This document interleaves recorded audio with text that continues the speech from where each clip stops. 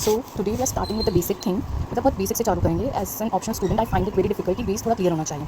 सो मैं स्टार्ट करूँगी बहुत बेसिक चीज़ें से कि क्या कैसे करनी है, और if needed I upload the my own notes. ठीक है, तो पहले अपन यूरोपियन पेनिट्रेशन से स्टार्ट करते हैं. फर्स्ट टॉपिक विल बी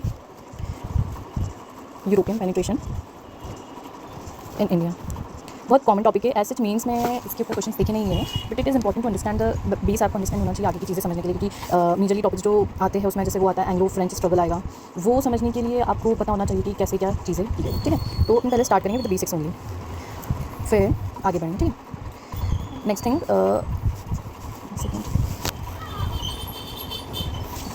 तो क्या हुआ था, अपन स्टार्टिंग से करते हैं. 7th सेंचुरी में रोमन एम्पायर का फॉल होता है. रोमन एम्पायर फॉल होता है तो that means fall of Constantinople, fall of Byzantine empire का होता है. ये बुजेंटाइन एम्पायर का भी फॉल होता है. इसकी वजह से देयर इज़ अ राइज़ होता है. किसका rise of Ottoman Turks. Ottoman Turks rise होते हैं. अब ऑटोमन टर्क्स राइज़ होने की वजह से, ये मेनली मुस्लिम्स रहते हैं, अरब्स रहते हैं, ये चीज़ें हैं. ये वजह से जो अरब है वो उसका डोमिनेशन इंक्रीज़ होता है. अरब का डोमिनेशन इंक्रीज़ होता है ओवर पर्शिया, इजिप्ट. अब अरब का डोमिनेशन बढ़ने से क्या होता है, जो यूरोप और इंडिया के बीच में जो डायरेक्ट कॉन्टैक्ट था वो डिक्लाइन होता है, जिसकी वजह से क्या होती है, स्पाइसेस, कैलिकोस, सिल्क, स्टोन, इन सब की डिमांड में कहीं ना कहीं डिक्रीज़ होती है. सब अफेक्ट होती है, सब की डिमांड अफेक्ट होती है, डाउन होती है. ऑब्वियसली क्यों हुआ ये फॉल क्यों हुआ, ये इसका रीज़न इसलिए है क्योंकि जो अरब है वो उनका रहता है डायरेक्ट कंट्रोल हो जाता है ओवर लैंड रूट पर. ठीक है, तो इसी की वजह से इसका डायरेक्ट जो रहता है वो कंट्रोल कम होती है, मतलब डायरेक्ट जो कॉन्टैक्ट है यूरोप और इंडिया में वो कम होना चालू हो जाता है. अब ये डायरेक्ट कॉन्टैक्ट कम होता है तो अब obviously we need a different, ये लोग सोचेंगे कि हमको ट्रेड रूट दूसरा चाहिए जहाँ पे दिक्कत ना हो. वो ट्रेड रूट शिफ्ट होने की बात करते हैं. शिफ्ट, अब सीधी सी बात है ना, मैं जिस एरिया से काम कर रही हूँ अगर वो होगा वहाँ पे मुझे प्रॉब्लम आएगी तो मैं कुछ ना कुछ और सोल्यूशन ढूंढना चाहूँगी. तो ऐसे यूरोप वाले जो लोग रहते हैं, वो यूरोपियन पॉर्टिकल्स जो रहते हैं, वो सोचते हैं कि हमें दूसरा चीज़ मिले. और एक और चीज़ होता है, ये ट्रेड रूट शिफ्ट करने का एक और रीज़न है. पहला तो ये है कि अरब का डोमिनेशन बढ़ा, ये वाली चीज़ कि अरब का डोमिनेशन बढ़ा तो जिससे डायरेक्ट कंट्रोल हुआ. और एक और चीज़ क्या होती है, अरब जो है उनका कंट्रोल हो जाता है ओवर मलाबार कोस्ट पे, कंट्रोल करने लग जाते हैं मलाबार कोस्ट पे. और क्या करते हैं, वो कंट्रोल करते हैं मलाबार कोस्ट, कंट्रोल करते हैं और डायरेक्ट ट्रेड मोनोपोली कर लेते हैं रेड सी ट्रेड रूट. अब ऑब्वियसली ये जो दो रीजंस है, इसकी वजह से इन लोगों का शिफ्ट होता है trade route, which directly inculcated क्या over the sea route. Shift हो गया ना, ये शिफ्ट हो गया ये from trade route to sea. इसी को बोलते हैं trade route to sea route जाने का रेनेसा या एक्सप्लोरेशन. ठीक है, अब जो trade route to sea route होता है यहाँ पर, मतलब ये समझ लो कि सी जो हो गया much much much greater than हो गया लैंड, मतलब सी की वैल्यू ज़्यादा बढ़ गई as compare to the land. अब इसमें एक और चीज़ आती है कि जो सी रूट फाइंड करना था, अब सी रूट उस वक्त किसी को नहीं पता था. एक होता है हेनरी द नेविगेटर, वो बहुत ये रहता है पोर्टुगीज, बहुत ऑब्सेस्ड हो जाता है वो सी रूट फाइंड करने के लिए, मतलब बहुत एक ऑब्सेशन ही होता है वैसा हो जाता है. तो उसके पहले ही वो मर जाता है before his obsessions become true. इसको प्रिंस निकोलस V ने भी हेल्प करी थी, भूल दिया था और बोला था कि आप इस्लाम को बढ़ावा दो और जो मुस्लिम है उनका जो एक्सपांशन हो रहा है आप उसकी फेथ को कम करो, इस्लामिक फेथ को बढ़ाओ. हेनरी द नेविगेटर बहुत कोशिश करता है उसको सी रूट को फाइंड करने में. फिर एक और चीज़ इसमें होती है ट्रीटी ऑफ टॉर्डेसिलास, ये होती है 1494 में. ये ट्रीटी ऑफ टॉर्डेसिलास होती है. इसमें क्या होता है, इसमें जो पोर्टुगल है और स्पेन है वो डिवाइड करते हैं अपनी टेरिटरीज़. कैसे डिवाइड करते हैं, डिवीजन ऑफ टेरिटरीज़ होता है. कैसे होता है, एक इमेजनरी लाइन लेते हैं वो अटलांटिक रीजन की, उसको हिस्से में बांटते, एक वेस्ट और एक ईस्ट. वेस्ट वाला हिस्सा है वो स्पेन लेता है और ईस्ट वाला हिस्सा पोर्टुगल लेता है. इससे क्या होता है, ये हिस्सा लेने से ये सी रूट फाइंड, मतलब सी रूट के लिए बहुत बेस्ट रहता है. और ईस्ट वाला हिस्सा ये लोग है. अब ये सब चीज़ें चलती रहती है साथ में. इधर कॉमन से फैक्ट्स है जो मे बी यूज़फुल हो, कभी कभी पूछ लिए जाते हैं. 1487 में बार्थोलोमो डियास था जिसने केप ऑफ गुड अफ्रीका को फर्स्ट वो किया था, पोर्ट नेविगेटर रहता है. फिर 1492 में आता है क्रिस्टोफर कोलंबस, उसने किया था. फिर अपनी चीज़ मेन यहाँ पर आती है 1498 में आता है Vasco D gamma. Vasco D gamma क्या करता है, ये एक तो पहली बार 3 टाइम्स आता है इंडिया में. 3 टाइम्स आता है. जब लास्ट टाइम आता है तब वो बीमार हो जाता है और मर जाता है इंडिया में. 3 टाइम्स इंडिया में आता है. तो 1498 हो गया 1 टाइम, सेकंड टाइम आता है 1502 में और थर्ड टाइम आता है 1524 में. जब यहाँ लास्ट टाइम आता है तब ये डाइड हो जाता है ड्यू टू इलनेस. ठीक है, ये थोड़ा ट्रिकी रहता है 3 टाइम इंडिया, ये वाला चीज़ एक बार याद रखना कि 3 टाइम्स आता है. नेक्स्ट चीज़ इसमें जो वास्को डी गामा है, जब ये आता है, ये इसका जो फर्स्ट टाइम जब आता है वो 3 मंथ्स के लिए स्टे करता है. इस 3 मंथ्स के स्टे में उसकी जो फर्स्ट वोएज रहती है ना, वोएज यानी जल यात्रा, उसमें 60 टाइम्स प्रॉफिट कमाता है. सिर्फ काय से सेल पेपर का ट्रेड करके, डायरेक्ट पेपर ट्रेड करता है. जो बीच में अरब की इंटरमीडियरीज आ रही थी उन सबको हटा के डायरेक्ट पेपर ट्रेड करता है. उसमें ये कमाता है 60 टाइम्स प्रॉफिट. 3 मंथ स्टे करता है. सबसे पहले कहाँ रीच करता है, कैलिकट में रीच करता है. 3 शिप लेके आता है. 3 शिप्स लेके आता है कैलिकट में, और जो ये 3 शिप है वो लेड बाय करती है Abdul Majid. Name as an optional, आपको याद करना नहीं करना, it's up to you, but not as such important. Led by Abdul Majid. Calicut में उस वक्त जो रूलर रहता है वो रहता है ज़ैमोरिन, उस वक्त रहता है रूलर ज़ैमोरिन। इसको समूथी भी बोलते हैं, स्पेल शायद गलत बोलूँ बट देख लेना, मतलब मैंने जैसे याद किया मैंने आपको वैसे बता दिया। अब समूथी याद है, उस वक्त ये रूलर रहता है, और ये जब आता है ना उसका जो फर्स्ट वेज है 60 टाइम्स प्रॉफिट अर्न करता है सिर्फ पीपल का ट्रेड करके, ठीक है। फिर इसके बाद जो है 1500 में एक आता है पेड्रो एल्वारेज कैब्राल। वो क्या करता है, वो नॉर्मल सा उसका छोटा सा रहता है, एक सिर्फ इंसिडेंट के रूप में याद रख लेना। वो आता है कि उस उद्देश्य से आता है कि भाई मैं नए रूलर से मिलूंगा, उनसे ट्रीटी बनाऊंगा, एस्टैब्लिश करूंगा फैक्ट्री करता है। बट उसी साल ही अरब जो है वो उसकी फैक्ट्री को डिमोलिश कर देते हैं। इसीलिए आपको लगता है कि दिखेगा, बोलते 1500 में फर्स्ट फैक्ट्री होती है, बट फर्स्ट फैक्ट्री नहीं है। ऐसा थोड़ा कॉन्ट्रोवर्शियल है ये वाला चीज़, तो आप इसको छोड़ भी सकते हो, नॉट एज सच इंपॉर्टेंट है। बस इतना ध्यान रखना, एक पेड्रो एल्वारेज कैब्राल है, वो आता है थोड़ा लड़ाई वड़ाई करता है, स्ट्राइकिंग ट्रीटी एज पर के लिए आता है। फिर 1502 में वापस आता है वास्को डी गामा, ठीक है। इस टाइम वो क्या करता है, इस टाइम वो फर्स्ट फैक्ट्री खोल लेता है। कहाँ पर? कोचिन में। ये फर्स्ट पोर्टुगीज फैक्ट्री होगी, और एक 1503 में खुलता है ये, और 1505 में खोल लेता है। या प्लीज़ हाँ, इग्नोर माय हैंड राइटिंग, बहुत ज़्यादा मैसी हो रही है, बट अगर आप मेरे साथ साथ करते जाओगे ना तो आपको राइटिंग का ऐसा कुछ इशू होगा नहीं।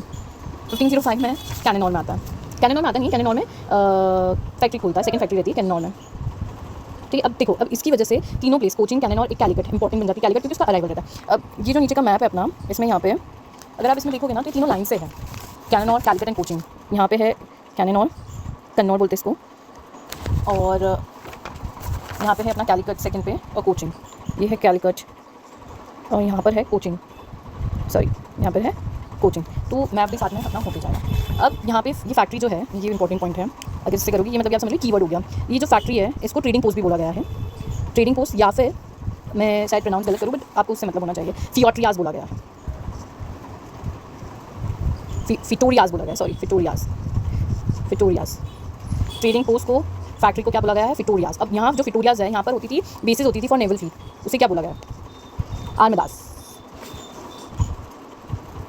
आर्मदास और फिटोरियाज, दोनों टर्म इंपॉर्टेंट है। आप अगर लिखोगे एज ए कीवर्ड यूज़ किया जाएगा, you will gain some extra, ठीक है। नेक्स्ट इज 1505 से 50 अपना नेक्स्ट रूलर आ जाता है, 1505 टू 53, 3 साल के लिए आता है ये फ्रांसिस्को डी अल्मीडा, ठीक है।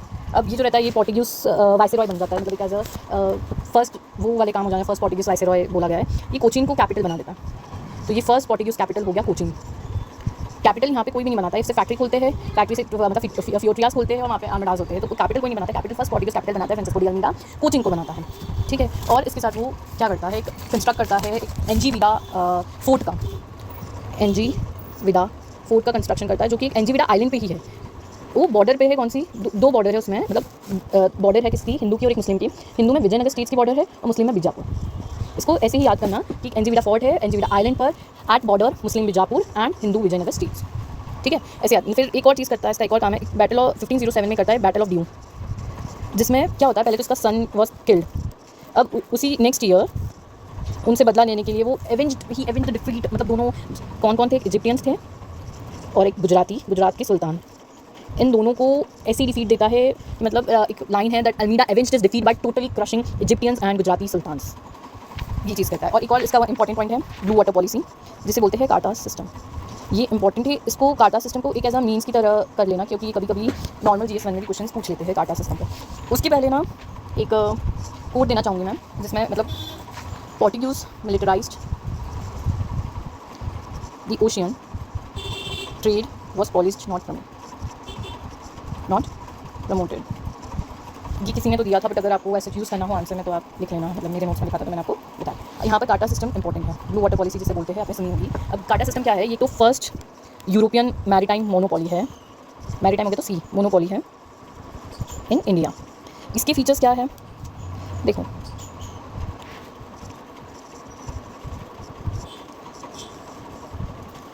ठीक है। कार्टा सिस्टम के फीचर्स देखते हैं। पहला फीचर है मैंडेटरी नेवल ट्रेड लाइसेंस। जो ट्रेडिंग होती है सी रूट से, उसके लिए मैंडेटरी नेवल लाइसेंस होना चाहिए, नॉन पोर्टुगीज के लिए होगा ये। और सेकंड पॉइंट आएगा एनफोर्समेंट बाय फोर्सेस। किस चीज़ का एनफोर्समेंट, इन लाइसेंस का एनफोर्समेंट।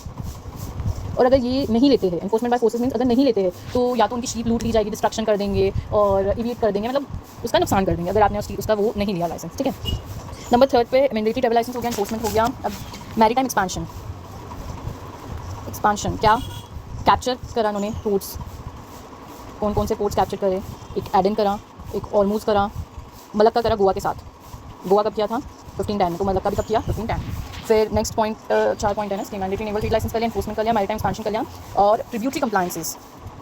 मतलब ऐसा नहीं कि कोई रूलर ने फॉलो अप नहीं किया और ये सब, tributary compliances. Even rulers like Akbar, Zamorin, Bijapur sultan ने पेड करे मैरीटाइम ड्यूज।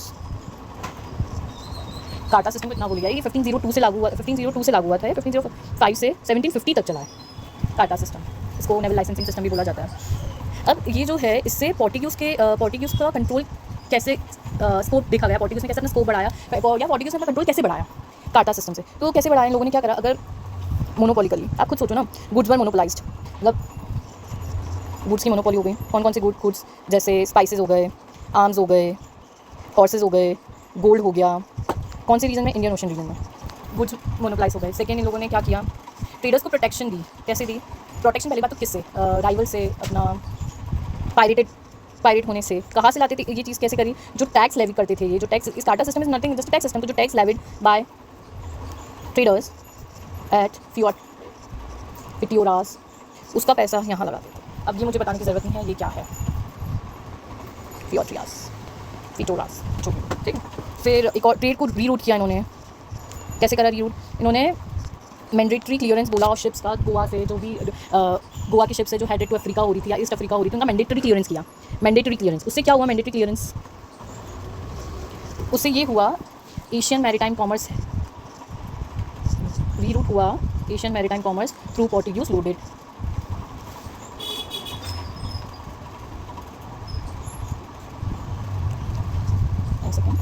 इससे ये हुआ, मैंडेटरी क्लियरेंस से रीरूट हुआ Asian maritime commerce through Portuguese control notes, ठीक है। नेक्स्ट पॉइंट आएगा, और क्या स्कोप हुआ, ट्रेड रीरूट हो गए, ट्रेडर्स को प्रोटेक्शन दी, गुड्स मोनोपोलाइज कर दी इंडियन ओशन रीजन में। और ट्रेडिंग फोर्स जो है वहाँ पर मिलिट्री बेसिस,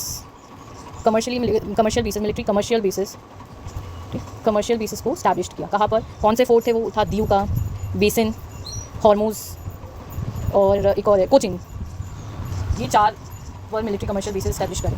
तो ये सिंपल सा बता रहा था कि हाउ, मतलब कैसे पोर्टुगीज़ ने अपना एक्सपांशन फैलाया, क्या चीज़ें काटा सिस्टम ने बेनिफिट करी पोर्टुगीज़ कंट्रोल को अपना एक्सपांशन करने में। बट इसके साथ इशूज़ भी थे। क्या इशूज़ आने लग गए धीरे धीरे, इशूज़ ये आने लग गए कि पहला इशू था अनपॉलिसीएबल कोस्ट लाइन बोल, एक्सपांशन बोल।